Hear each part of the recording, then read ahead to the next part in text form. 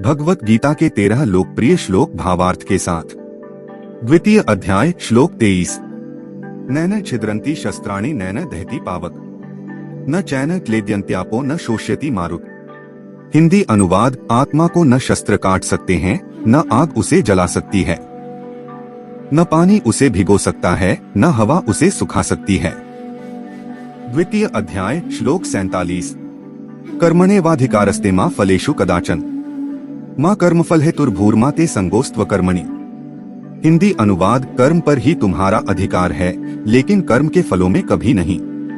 इसलिए कर्म को फल के लिए मत करो और न ही काम करने में तुम्हारी आसक्ति हो। द्वितीय अध्याय श्लोक 62। ध्यायतो विषयान् पुंसः संगस्तेषु जायते संगात् संजायते कामः कामात् क्रोधोऽभिजायते। हिंदी अनुवाद, विषयों वस्तुओं के बारे में सोचते रहने से मनुष्य को उनसे आसक्ति हो जाती है। इससे उनमें कामना यानी इच्छा पैदा होती है और कामनाओं में विघ्न आने से क्रोध की उत्पत्ति होती है। द्वितीय अध्याय श्लोक 63। क्रोधात् भवति सम्मोह सम्मोहात् स्मृति विभ्रम स्मृति भ्रंशात् बुद्धिनाशो बुद्धिनाशात् प्रणश्यति।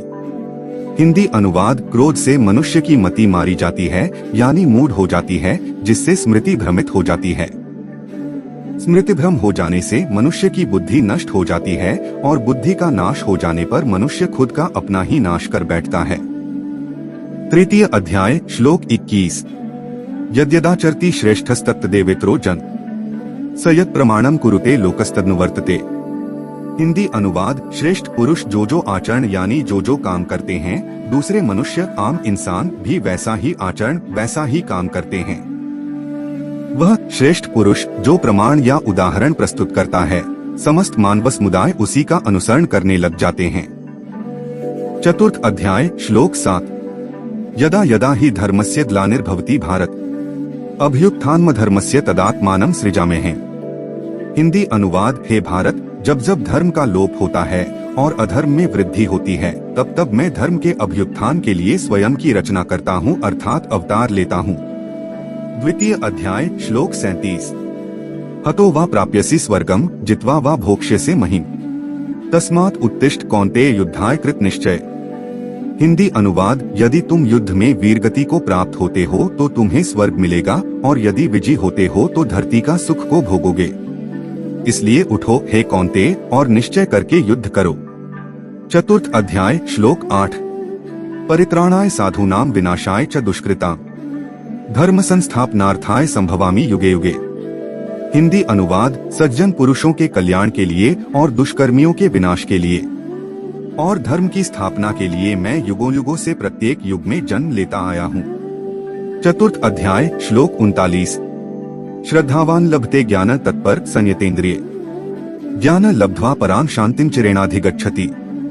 हिंदी अनुवाद, श्रद्धा रखने वाले मनुष्य, अपनी इंद्रियों पर संयम रखने वाले मनुष्य साधन पारायण हो अपनी तत्परता से ज्ञान प्राप्त करते हैं, फिर ज्ञान मिल जाने पर जल्द ही परम शांति, भगवत प्राप्ति रूप परम शांति को प्राप्त होते हैं। षष्ठ अध्याय श्लोक 5। उद्धरेदात्मनात्मान नात्मानमवसादयेत् आत्मैवरात्मनो बंधुरात्मैव रिपुरात्मन। हिंदी अनुवाद, अपने द्वारा अपना संसार समुद्र से उद्धार करे और अपने को अधोगति में न डाले, क्योंकि यह मनुष्य आप ही तो अपना मित्र है और आप ही अपना शत्रु है। नवम अध्याय श्लोक 26। पत्रं पुष्पं फलं तोयं यो मे भक्त्या प्रयच्छति ततः भक्त्युपहृतमश्नामि प्रयतात्मन। हिंदी अनुवाद, जो कोई भक्त मेरे लिए प्रेम से पत्र, पत्ती, पुष्प, फल, जल आदि अर्पण करता है, उस शुद्ध बुद्धि निष्काम प्रेमी भक्त का प्रेम पूर्वक अर्पण किया हुआ वह पत्र पुष्पादि में सगुण रूप से प्रकट होकर प्रीति सहित खाता हूँ। द्वादश अध्याय श्लोक 15। यस्मान्नोद्विजते लोको लोकान्नोद्विजते चय हर्षामर्षभयोद्वेगैर्मुक्तो यत् स च मे प्रिय। हिंदी अनुवाद, जिससे किसी को कष्ट नहीं पहुंचता तथा जो अन्य किसी के द्वारा विचलित नहीं होता, जो सुख दुख में, भय तथा चिंता में संभाव रहता है, वह मुझे अत्यंत प्रिय है। अष्टादश अध्याय श्लोक 66। सर्वधर्मान् परित्यज्य मामेकं शरणं व्रज अहं त्वा सर्वपापेभ्यो मोक्षयिष्यामि मा शुच। हिंदी अनुवाद, सभी धर्मों को छोड़कर मेरी शरण में आ जाओ, मैं तुम्हें सभी पापों से मुक्त कर दूंगा।